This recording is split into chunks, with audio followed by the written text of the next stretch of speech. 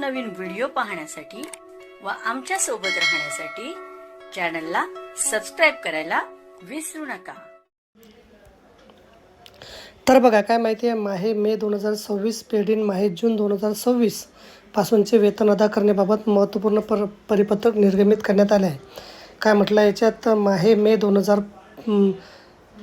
2026 paid in माहे जून 2026 पासूनचे वेतन अदा करण्याबाबत प्राथमिक शिक्षण संचालनालयामार्फत 13 मे 2026 रोजी महत्त्वपूर्ण शासन परिपत्रक निर्गमित करण्यात आले आहे।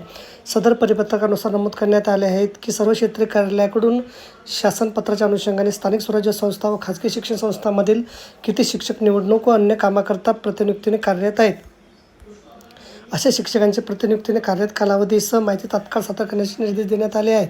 तसे निवडणूक व अन्य कामात प्रतिनियुक्त असलेल्या सर्व शिक्षकांना त्यांच्या मूळ आस्थापनेवर रुजू होण्यासाठी कार्यमुक्त करण्याचे निर्देश देण्यात आले आहेत। सदर बैठकीतील निर्देशानुसार सर्व संबंधित शिक्षकांना स्थानिक स्वराज्य संस्था व खाजगी संस्थांमधील शिक्षक निवडणूक व अन्य कामाकरिता प्रतिनियुक्तीने कार्यरत असणाऱ्या त्यांचे मूळ आस्थापनेवर रुजू होण्यासाठी तात्काळ कार्यमुक्त करण्याबाबत आपल्या स्तरावरून उचित कारवाई करण्याचे निर्देश देण्यात आले आहेत। त्याचबरोबर सादर करण्यात आलेल्या माहिती व्यतिरिक्त शिक्षकांची प्रतिनियुक्ती शासकीय कार्यालयात असेल तर त्या कार्यालय प्रमुखाशी संपर्क करून त्यांना कार्यमुक्त करण्याचे निर्देश देण्यास सूचित करण्यात आले आहे। तर सर्व संबंधितांना कार्यमुक्त केल्याच्या आदेशानंतर शिक्षक जर मूळ आस्थापनेवर रुजू झाले नाही तर त्या शिक्षकांचे मे 2026 इन माहे जून 2026 पासूनचे वेतन अदा होणार नाही याबाबतची दक्षता घेण्याचे निर्देश देण्यात आलेले आहेत। तर बघा, अशा प्रकारे अत्यंत महत्त्वाची माहिती आपल्याला समजली असेल। व्हिडिओसुद्धा आवडला असेल लाईक करा आणि शेअर करायला विसरू नका। धन्यवाद।